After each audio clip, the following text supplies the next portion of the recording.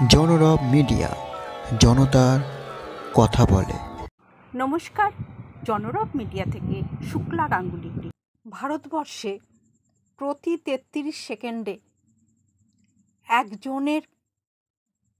একজন করে heart attack হয়, অর্থাৎ হৃদয়ের সমস্যা। চলুন একটা ক্লিপিংস দেখি।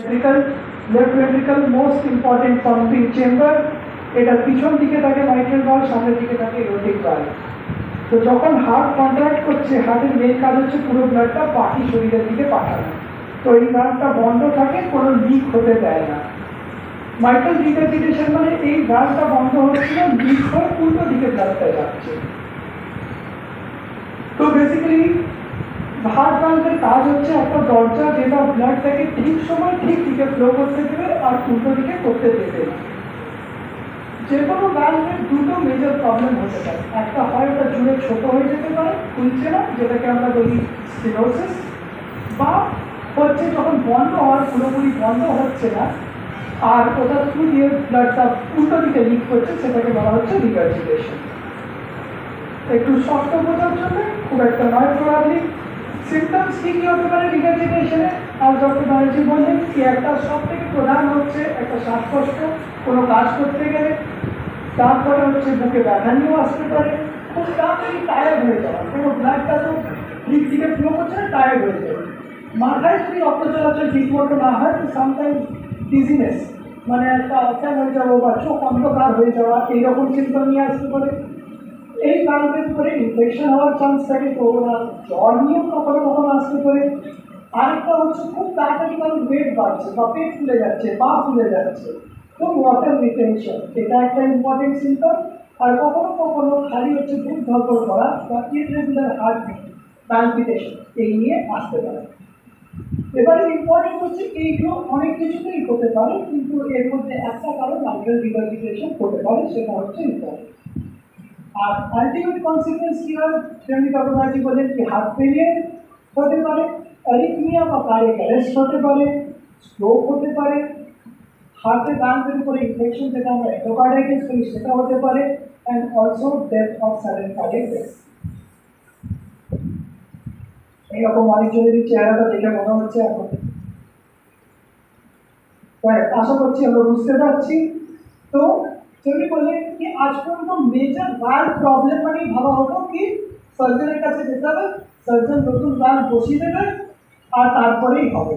কিন্তু এই যে বুক কেটে অপারেশন, তার যে ঝুঁকি, তার যে 6 সপ্তাহ ধরে কোনো কাজ না করতে পারা বা একটা প্রলং হসপিটাল স্টে, এই ভয়তে এখনো পর্যন্ত আমাদের যাদের ডায়াবেটিস আছে অনেকজন কোনো ট্রিটমেন্টই করা যায়, ওই ওষুধ খেয়ে কোনো মতে যতদিন চলছে আর অ্যাকসেপ্ট দ্য ফ্যাক্ট দ্যাট হ্যাঁ আমি বেশি কিছু করতে পারবো না, নর্মাল লাইফ থেকে সরে যাওয়া। সেই জিনিসটাকে ওভারকাম করার জন্য এখন যেটা আমাদের কাছে আছে হচ্ছে কন্টিনিউয়াস বা trans catheter heart valve three piece.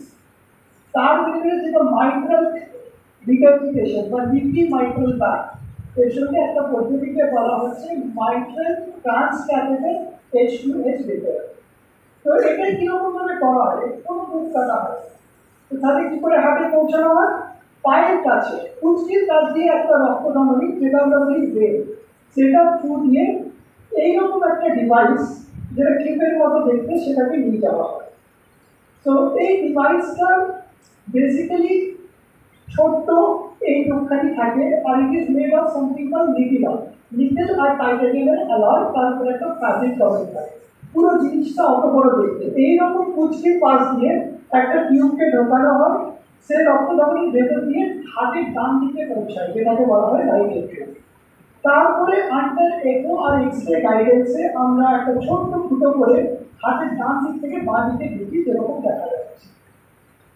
এরপর এখানে একটা তার দিয়ে যে মাইক্রোফোনের যে বড় ডিভাইসটা প্রথমে দেখবে, তার একটা টিউব হাতের বাঁ দিকে এরকম ভাবে প্লেস করে দেয়।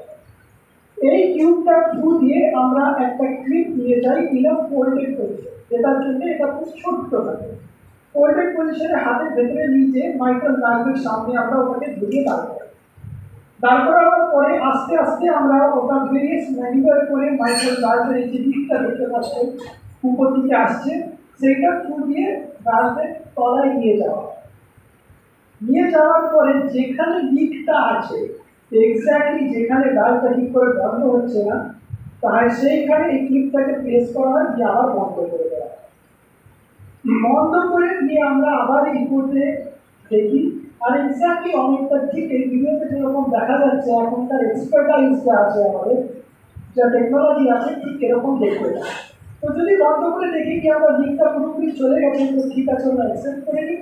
আর যদি দেখি তারপরেও কিছুটা লিক আছে, তাহলে আমরা আবার এটাকে রিগ্রাস্ট করে কনফার্ম করি কি লিক পুরো চলে গেছে, যে বাকি পুরো ডিভাইসটা উইথড্র করে দেওয়া হয়, খালি ক্লিপটা থেকে যায়।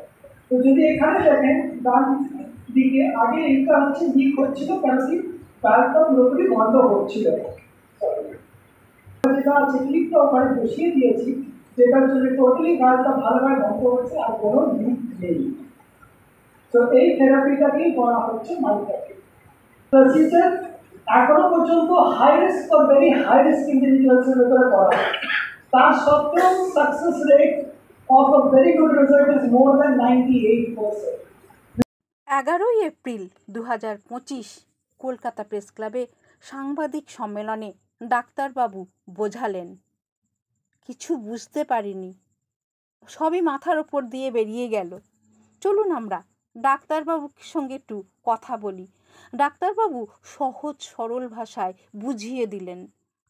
মূল বক্তব্য যেটা হচ্ছে যে মাইট্রাল রিগার্গিটেশন বলে একটা অসুখ আছে, যাতে ভালভটা লিক করে, একটা মাইট্রাল ভালভ যেটা বাঁ দিকে থাকে, এবং এই থেকে লোকের সিমটমস হতে পারে, হার্ট ফেলিয়ার হতে পারে, এবং খুব অ্যাডভান্স সার্জারি লোকের রুগী মারাও যায়।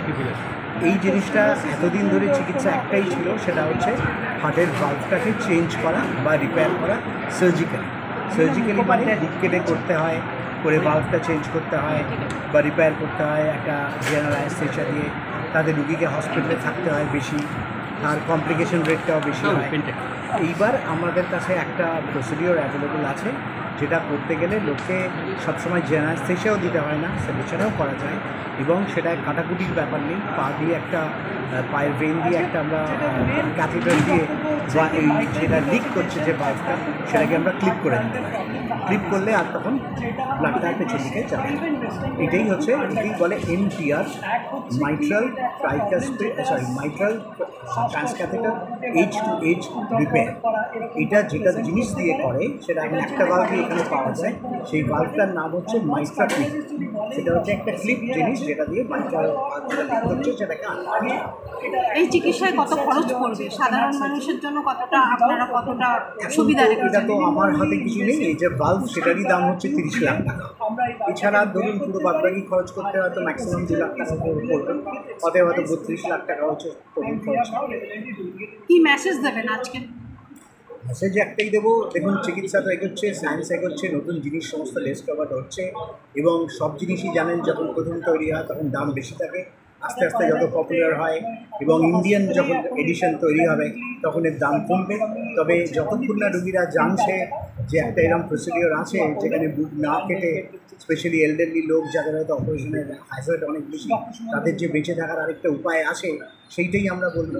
তারপরে তো পেশেন্টরা অনেক কিছু ভেবে চিন্তা কী করা উচিত চুজ করবে, কিন্তু আমাদের কাজ হচ্ছে মেসেজটা পৌঁছে দেয়।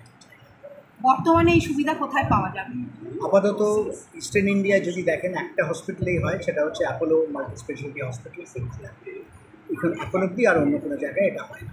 সুতরাং হৃদয় চিকিৎসায় নতুন দিগন্ত। আপনারা দেখছেন জনরব মিডিয়া। আবার আসছি।